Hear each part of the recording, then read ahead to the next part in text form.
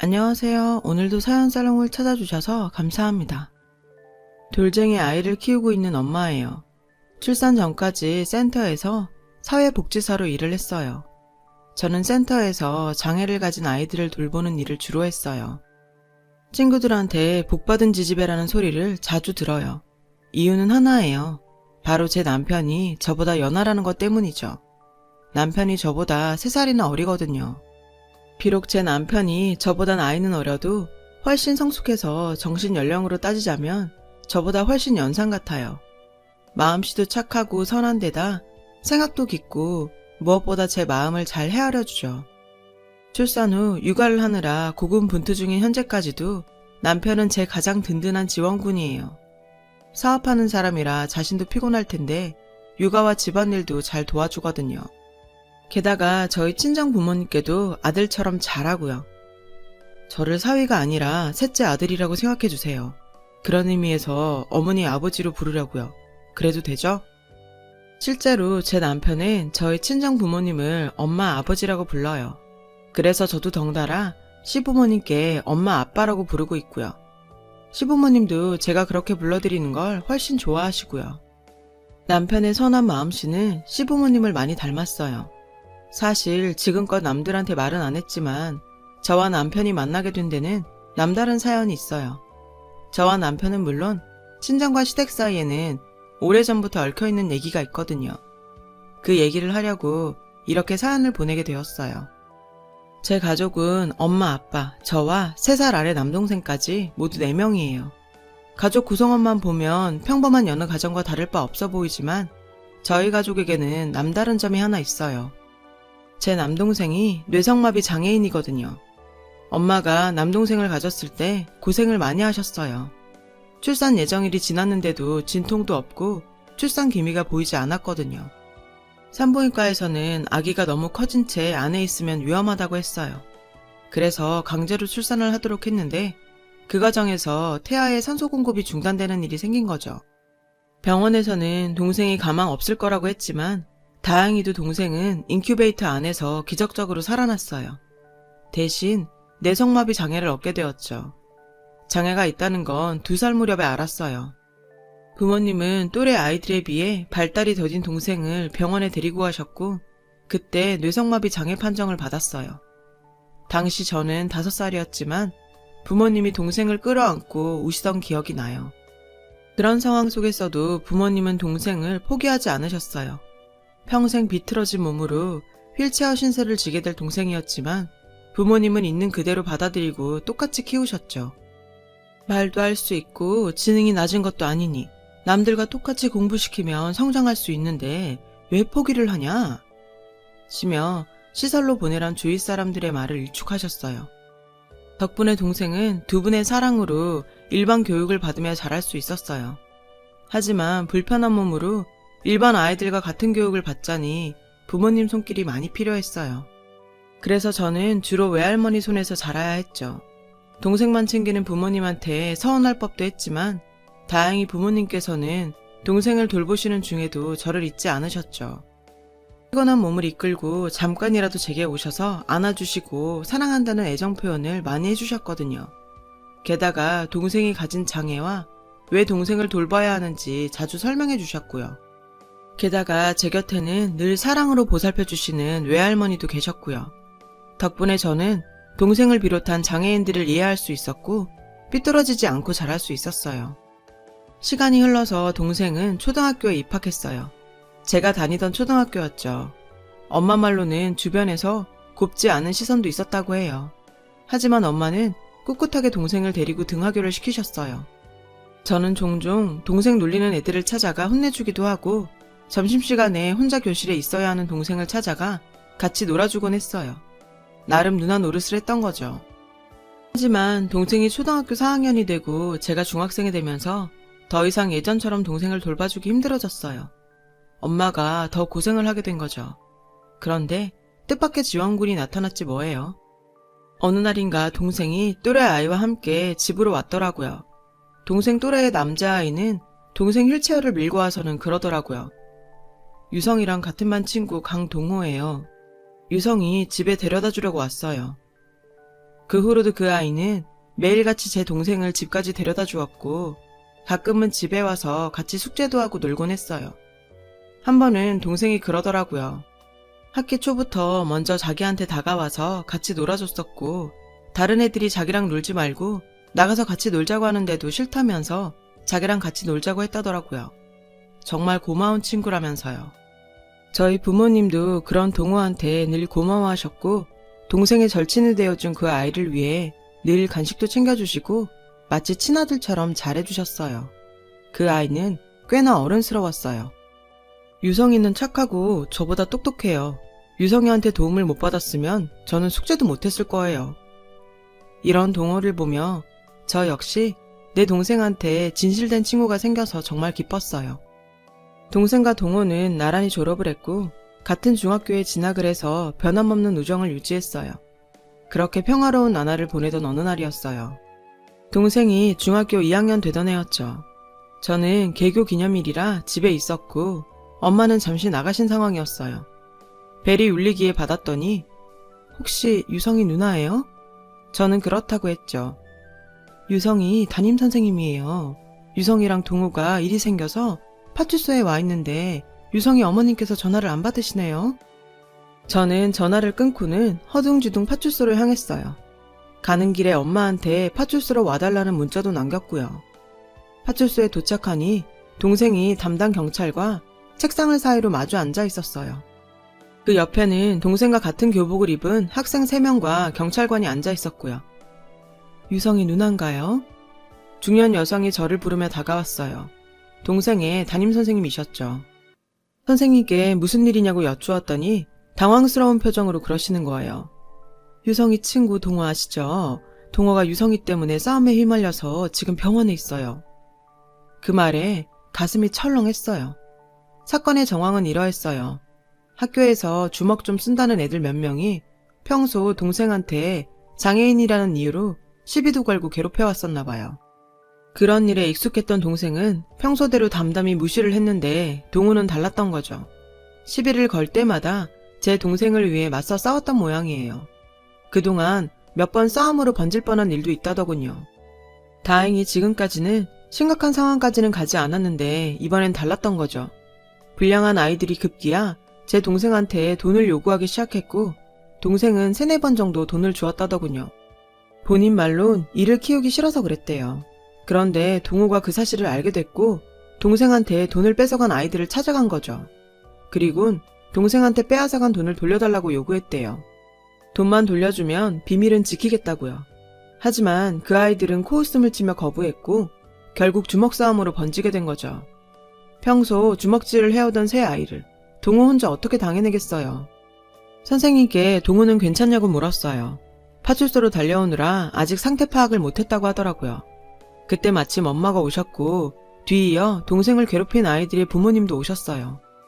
다행히 가해 학생들 부모가 개념 없는 사람들은 아니었던지라 연신 사과를 하며 아이들이 뺏은 돈을 돌려주겠다고 용서를 구하더군요. 그런데 동생은 생각보다 강경했어요. 돈은 필요 없으니까 쟤들이랑 같은 학교에 안 다니게 해달라고 하더라고요. 담임선생님은 이런 동생의 뜻을 학교 측에 전달하겠다고 했어요. 가해 학생들과 부모님들은 합의를 위해 동호가 입원해 있는 병원으로 향했고 저는 동생을 데리고 집으로 돌아왔어요. 저녁 때 엄마한테 연락이 왔는데 동호는 전치 사주가 나왔다더군요. 그 얘기를 듣고 동생은 많이 울었어요. 왜 안 그렇겠어요. 자기 때문에 가장 소중한 친구가 다쳤는데요. 동호는 제게 전화를 해서 동생한테 자기는 괜찮다고 전해달라고 하더군요. 동호의 마음 씀씀이에 전 미안하고 고마웠어요. 결국 가해자들한테는 강제 전학 처분이 내려졌어요. 동생이 원한 대로요. 그런데 뜻밖의 상황이 벌어지고 말았죠. 담임선생님이 전화로 그러시는데 동호까지 전학을 가게 됐다는 거예요. 동호 부모님 의견을 꺾을 수가 없네요. 알고 보니 동호의 전학은 동호 부모님이 결정하신 일이더라고요. 동호가 말은 괜찮다고 했지만 입원해 있는 동안 불안 증세를 보이며 힘들어했었나 봐요. 그래서 동호 부모님은 동호가 새 출발할 수 있도록 가족 전체가 다른 곳으로 이사를 가기로 했다더라고요. 그 말에 동생은 또 많이 울었어요. 자신 때문에 친구까지 잃었다고요. 어떤 말로도 위로가 되지 않아 보였어요. 동생에게 동호가 어떤 친구인지 잘 알고 있던 터라 곁에서 지켜보는 마음이 편치 않았어요. 결국 동생과 마지막 인사도 나누지 못한 채 동호는 전학을 갔어요. 그리고 며칠 뒤 제게 문자가 왔더라고요. 유리 누나, 저 동호예요. 저희 부모님이 제 핸드폰을 해지시켜서 옆집 아줌마 폰 빌려서 문자 보내요. 유성이한테 미안해하지 말라고 전해주세요. 당분간은 연락 못하겠지만 절대 유성이 안 잊을 거고 나중에 꼭 다시 만날 수 있을 거라고 전해주세요. 유성이는 제 가장 소중한 친구라고요. 그동안 감사했어요. 잘 지내세요. 동생한테 전화를 했는데 안 받아서 제게 문자를 남긴다고 하더군요. 동생한테 그 문자를 보여주니 동생은 말없이 눈물만 흘리더라고요. 동호는 너를 원망하지 않아. 동호 말대로 각자 자리에서 열심히 살다 보면 언젠가 꼭 다시 만날 수 있을 거야. 그러니까 힘내자. 전 동생을 위로하며 눈물을 닦아주었죠. 한동안 힘들어하던 동생은 다시 기운을 차렸고 이후 정말 열심히 공부했어요. 심지어 고된 재활을 하고 온 날에도요. 부모님은 그런 동생이 걱정되셨지만 묵묵히 뒤에서 응원을 해주셨어요. 저는 수험생이 되고 대학 입시 준비를 하면서 진로를 고민하게 되었어요. 그러다가 사회복지학과에 진학하기로 마음을 먹었어요. 장애를 가진 동생을 보면서 이 사회가 장애인들에게 얼마나 힘든 곳인지 알고 있었기에 그들에게 조금이라도 힘이 되어주고 싶었거든요. 부모님은 후회하지 않겠냐고 하셨지만 저는 절대 후회하지 않는다고 말했어요. 어린 시절부터 장애가 있는 동생을 돌보다 보니 다른 사람들보다 배우는 속도도 빨랐고 이 분야가 제 적성에도 잘 맞았어요. 얼마 뒤 일반 중학교를 졸업한 동생은 고등학교는 장애인 특수학교로 갔어요. 동생의 선택이었어요. 일반 학교에서 튀는 것보다 그냥 자기가 편하게 있을 수 있는 곳에서 공부하고 싶다더군요. 동생의 뜻에 부모님도 동의하셨죠. 동생의 진학을 위해 저희도 살던 동네를 떠나서 이사를 하게 되었어요. 3년 뒤 동생은 소프트웨어 쪽 학과에 합격했어요. 가족들 모두 기뻐했지만 특히 엄마는 감회가 남달랐죠. 동생은 대학에 가서도 자원봉사자들과 엄마의 도움을 받았지만 스스로 살아갈 준비를 조금씩 해나가게 되었어요. 저는 졸업 후 장애인 복지센터에서 근무하게 되었어요. 박봉이기는 했지만 내 손으로 번 돈을 저축하는 보람이 있고 부모님께 용돈을 드릴 수 있어서 좋았어요. 장애인분들은 저를 편하게 생각하시는 분들이 많았어요. 아마 동생을 돌보면서 얻은 경험들이 많은 도움이 된 것 같아요. 선생님이 해주시는 말에 힘이 돼요. 라는 말을 들으면 저도 행복하더라고요. 그러던 어느 날이었어요. 다른 날과 다름없이 출근해서 일할 준비를 하는데 선배 언니가 오셔서 오늘 손님 올 거라고 하더라고요. 봉사활동 같은 거야. 스마트 기기들 사용법을 가르쳐주려고 온대. 젊은 사람들인데 대학 졸업하고 휴대폰 어플 사업을 시작했다나 봐. 여기서 봉사활동을 하고 싶다고 제의가 들어왔더라고. 우리 센터에 젊은 층이 많이 오니까 와달라고 부탁드렸어. 그때까지는 그냥 그런가 보다 했어요. 강의 시간은 점심시간 후였어요. 강의를 듣겠다고 하신 분들은 전부 6, 7명 정도였고 대부분 20대나 10대 후반의 분들이었어요. 자립을 할 의향이 있는 분들이셨죠. 컴퓨터 관련 자격증 공부를 하시는 분들도 계셨고요. 봉사활동을 하러 오신 분들은 남자 둘에 여자 둘로 총 4명이었어요. 자신들은 장애인과 일반인이 유용하게 사용할 수 있는 편의 어플을 개발하고 있는데 장애인과 일반인 사이의 거리를 줄이기 위해 서로에게 필요한 정보를 알려주는 앱도 출시했다고 했어요. 대학 시절 동기들과 구성한 사업인데 졸업식 전부터 시작해서 지금은 직원이 8명 정도라고 하더라고요. 앞으로 장애인도 채용할 계획이라며 열심히 공부해서 지원해달라고 했죠. 젊은 나이에 참 대단하다 싶었어요. 어떤 사연이 있길래 저런 나이에 벌써 장애인을 위한 사업에 뛰어들게 됐는지 궁금하기도 하고 한편으론 기특하기도 했어요. 혹시 모를 위급 상황에 대비해 저와 다른 복지사들은 강의 내내 뒷자리에 앉아서 대기하고 있었어요. 강의가 끝나고 저는 센터분들을 각자 방으로 데려다 드렸어요. 그리고는 의자를 정리하려고 다시 강의실로 돌아왔어요. 다 돌아가신 줄 알았는데 강사 한 분이 남아 계시더라고요. 바로 업체 대표인 메인 강사였죠. 아직 안 가셨냐고 물었더니 그 강사는 저를 향해 환하게 웃더군요. 누나, 저 기억 안 나요? 저는 당황해서 한참을 쳐다봤어요. 그랬더니 섭섭하다는 표정을 짓더군요. 저는 누나 얼굴이랑 이름 보고 바로 알아봤는데 누나랑 좀 더 친하게 지낼 걸 그랬네요. 그러면서 명함을 내밀더라고요. 명함에 적힌 이름을 보던 저는 깜짝 놀랐어요. 강동우? 내가 아는 그 동우 맞아? 그제야 동호는 씩 웃었어요. 반가운 마음에 우리는 그 자리에 서서 거의 40분 가까이 대화를 했어요. 그동안 어떻게 지냈냐고 묻자 동호는 한숨을 한번 푹 내쉬고는 저 진짜 열심히 살았어요. 유성이 앞에 떳떳하게 나타나고 싶어서요. 동호는 멋쩍게 웃으며 대답했어요. 그때 전학 가고 나서 심리치료도 받고 거의 1년 가까이 정신과에 다녔어요. 많이 좋아져서 더 이상 상담치료가 필요 없을 정도가 됐는데 하필 그때 집에 일이 생겨서 연락을 못했어요.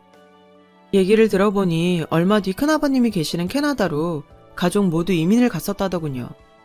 처음엔 할아버지께서 많이 위독하시다는 연락을 받고 잠깐 들리러 갔었대요.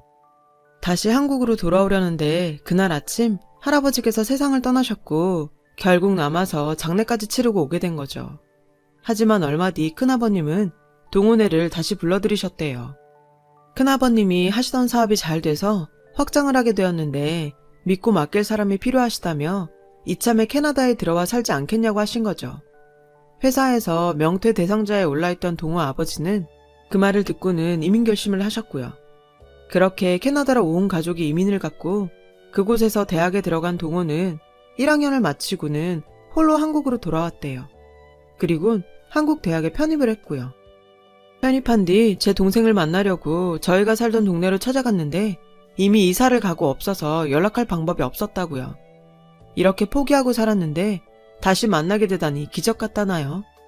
암튼 오늘 저녁에 당장 제 동생을 만나러 가도 되냐고 묻길래 저는 저희 집 주소를 알려주었어요. 유성이 놀라게 해주자. 집 앞에 와서 나한테 전화해. 그렇게 동생을 놀라게 해줄 작전을 짜곤 저녁 식사 전에 동우와 만났어요. 집 앞에서 기다리고 있는데 양손 가득 선물을 사들고 왔더라고요. 동우도 다소 긴장한 표정이었어요. 엄마, 나 손님 데려왔는데 밥 좀 주세요. 저는 거실로 들어서며 말했어요. 엄마는 말도 없이 갑자기 웬 손님이냐며 황당해 하시더라고요. 동생은 손님이 왔다는 말에 방으로 들어가려고 했어요. 저는 그런 동생의 휠체어를 잡아 세웠죠. 그리고 이어 동우가 안으로 들어왔어요. 거실로 들어선 동우를 보자 동생은 바로 눈물을 흘리더라고요. 동우를 바로 알아본 거예요. 동우는 손에 든 선물을 던져두곤 그대로 동생에게 달려가서 끌어안았어요. 둘은 한참을 울더군요. 그 모습에 놀란 엄마는 도대체 누구냐고 물었고 동우라고 말하자 놀라셨죠. 그날 다 함께 식탁에 둘러앉아 저녁을 먹으며 동우와 재회하게 된 얘기를 했어요. 동생과 부모님은 깜짝 놀라며 어떻게 이런 일이 다 있냐고 하더군요. 식사를 마친 동생과 동우는 방으로 들어갔어요. 그리고 한참을 이야기꽃을 피웠죠. 밀린 이야기를 나누느라 거의 자정이 되어서야 동우는 집으로 돌아갔어요. 그날 동생은 오랜만에 환하게 웃으며 제게 고맙다고 하더군요.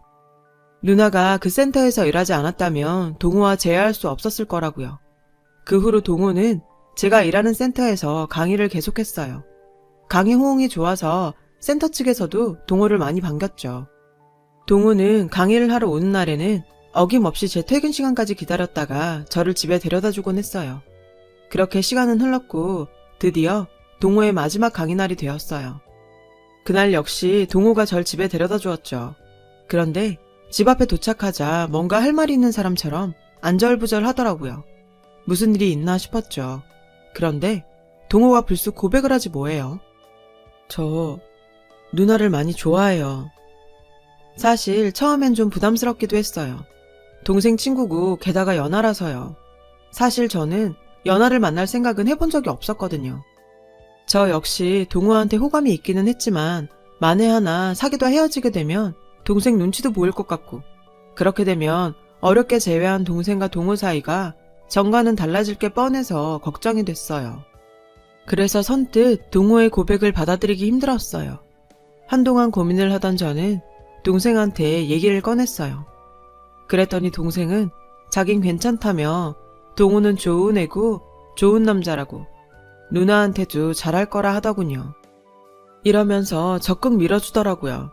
결국 동호와 저는 사귀게 되었고 제 걱정과 다르게 연애를 거쳐 결혼까지 이어지게 되었어요. 지금은 예쁜 아들까지 낳았고요. 현재 남편의 사업은 탄탄히 자리를 잡아가고 있고 동생은 학교를 졸업 후 남편의 회사에 취직해 소프트웨어 제작을 하고 있어요. 회사에선 대표와 직원이고 집에선 매부와 처남이 됐죠.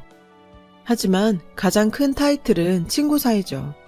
저는 그동안 살면서 장애를 가진 남동생 때문에 잃은 것도 많았지만 덕분에 제 인생에서 가장 소중한 사람을 만날 수 있었어요.